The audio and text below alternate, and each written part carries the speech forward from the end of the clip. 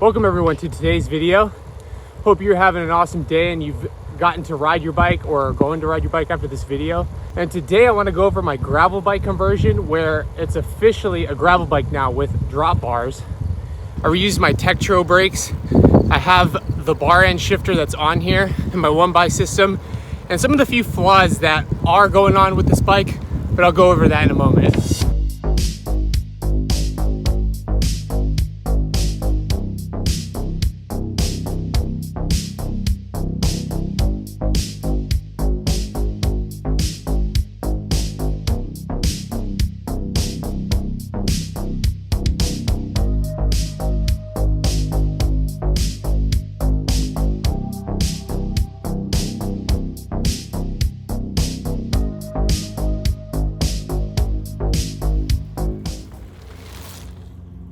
So if you see my previous video, I did have this set up as a flat bar and it still had friction mode in the thumb shifters. Well, I've been really liking friction mode, so I decided to put a bar end mount on my drop bars, and it's in friction mode as well. But the issue is the Suntour XCE rear derailleur has a different pull ratio than the SRAM, and every single tiny incremental adjustment can result in a shift change because it's so quick to shift, whereas the SRAM has 1-to-1 pull ratio, so it's a lot more lenient. And the reason I went with the Suntour rear derailleur is my anchor bolt for the shifting cable did fall off while I was test riding it, so I can't even use it right now. So I didn't have a choice because I don't have another long cage rear derailleur, but for now the Suntour XCE rear derailleur is working all right.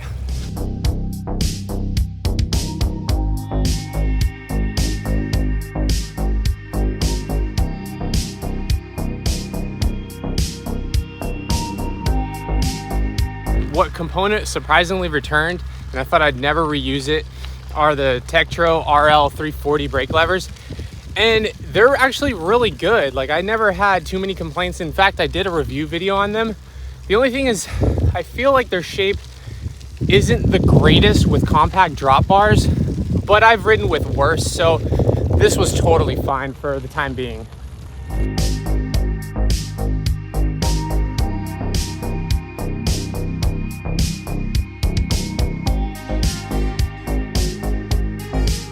A new addition though are the BR CT91 brakes from Shimano, and I am really enjoying it. I think they're adequate, in fact more than adequate. I think they're fantastic.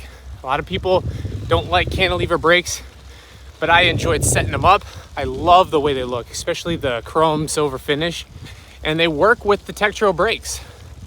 The one thing though is with this setup, there's no barrel adjustment, so I had to add an in-line barrel adjuster for the front brakes, which I only had one. I adjusted how far inward the pads are, and so far so good. I haven't had to adjust them, but I'm sure with time and wear I'll have to readjust them. But I got more inline barrel adjusters on the way.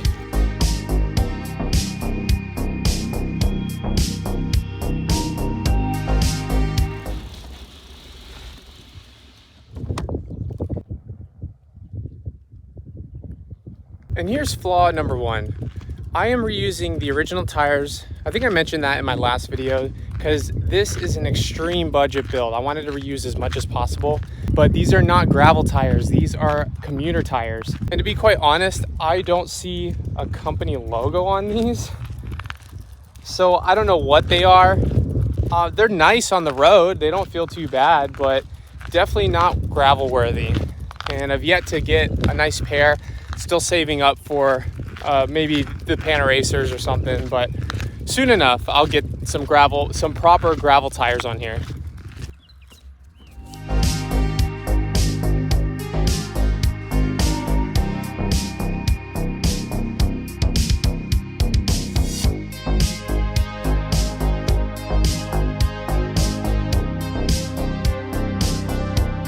See, here's another reason why I've fallen in love with gravel riding. There's this random abandoned road over there. I don't know how far it goes, but because I can go off-road on my gravel bike, I'm gonna go explore right now.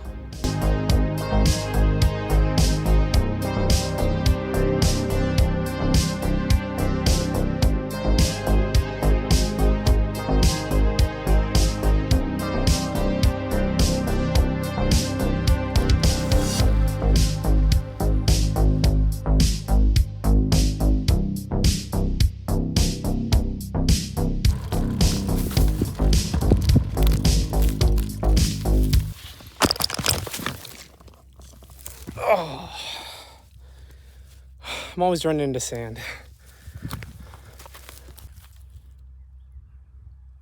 Whoops.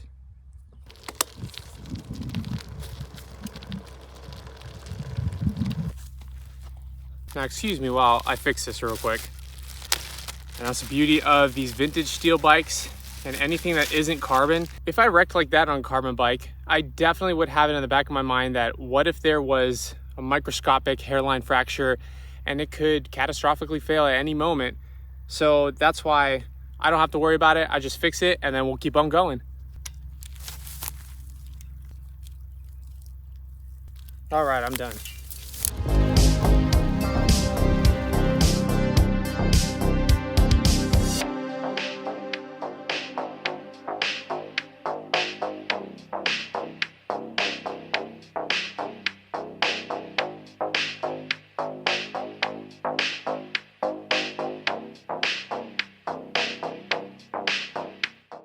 So I pulled to the side because I want to talk more in depth about the shifting on this bike. Again, like I mentioned, it is the micro shift SRAM compatible shifter, 11-speed, but it's set up in friction mode. And I purchased a bar end shifter mount and fits perfectly on this drop bar. I did the entire way of internal cable routing and it's a little bit stiff, but how I combated that stiffness a little bit was routing it like this. So what I wound up doing is routing it on the outside of the bars, and you can see the cable housing is sticking out just a tiny bit here and then behind, and then it exits over here. Whereas I did it in front and the bend was just too much, whereas too stiff and didn't shift very well. And this is a bit better if you wanted internal cable routing. But another factor is this wheel set can only take a 7-speed cassette. So most of the STI shifters or drifters go from 8 and up. I mean, there are Shimano 7-speeds, but those are hard to come by since they're old. And this is what I had to do for now.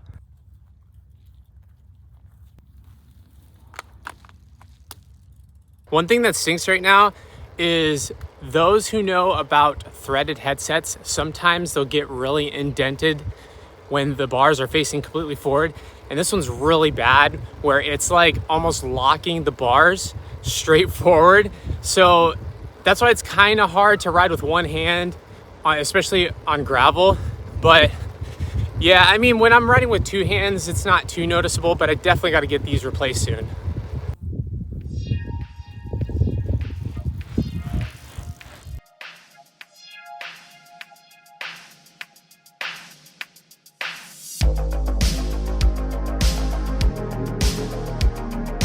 Now, I'm definitely no bar end shifter expert like pathless pedaled, and this is actually my very first time using bar end shifters, but there's certain techniques that I was aware of.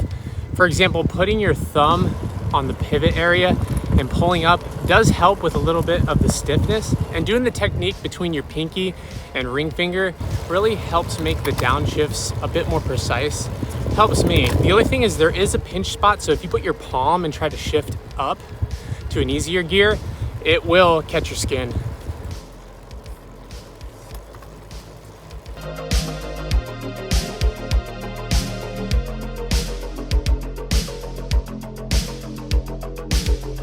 And in conclusion with the bar end shifter, again, I feel like people knock it and knock friction mode because they don't spend long term with it. And you can memorize by muscle memory and sight the specific positions and learn the quirky features and characteristics with your setup. Therefore, the more time you spend with it, the faster you get with it.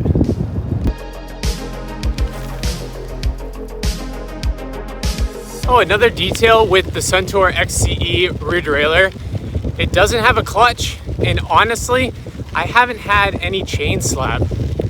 Also, the 1x chainring that I put on here has kept the chain on perfectly, hasn't jumped off. It really inspired me by the Burn Peak Express video in regards to discussing 1x chainrings, how it's made such a difference. And I can testify that I haven't had any issues. It's because of that 1x chainring that I put on here. It honestly makes me think I might not even need a clutch with the riding I do. Another little ingredient that helped make this bike way more aggressive and more enjoyable riding fast is the seat post. I got yet another Originate zero offset seat post with the 2-bolt mounting system, which I prefer instead of the single bolt. And it moves the saddle forward so I can really get tucked in and aero when I'm on the road.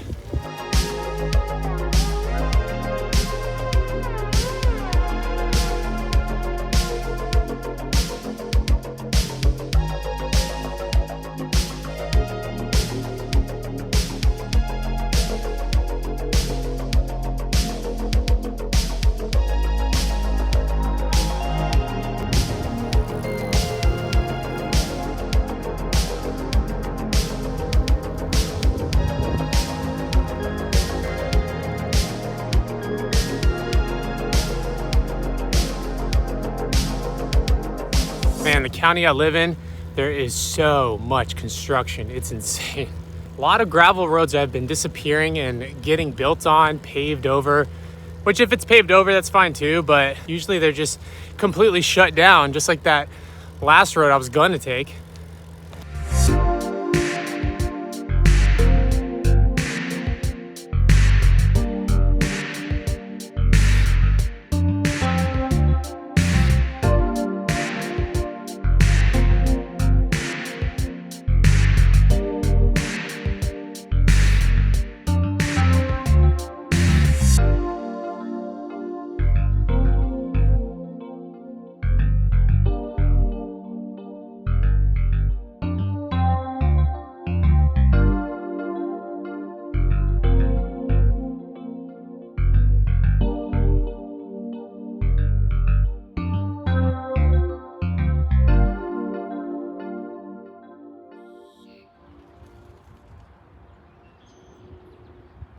All right, so decided to end the video here. Just gonna hang out at this lakeside for a little bit, but I am running out of water. Florida is quickly heating up, so I better turn back after this. But I wanna thank you so much for watching. Hope you got something from this video. I really do enjoy making these builds. Budget permitting, of course. Again, I could have gone an alternate route. I do have 9-speed STI shifters from eons ago from an older video, but it's the wheel set. That's the issue why I went with the bar end shifters. However, I'm totally fine with dealing with that right now. But if you have any questions, seriously, feel free to leave it in the comments. I know that my headset is really bad. I really got to replace that. Again, the chain slap is really non-existent, to be honest, but I just really miss my SRAM Rival 1X rear derailleur. So I'm ordering that pinch bolt. I'm gonna get that slapped back on this bike. Again, thank you so much for watching, liking, and commenting on my videos. I really appreciate it, but I'll catch you in the next video.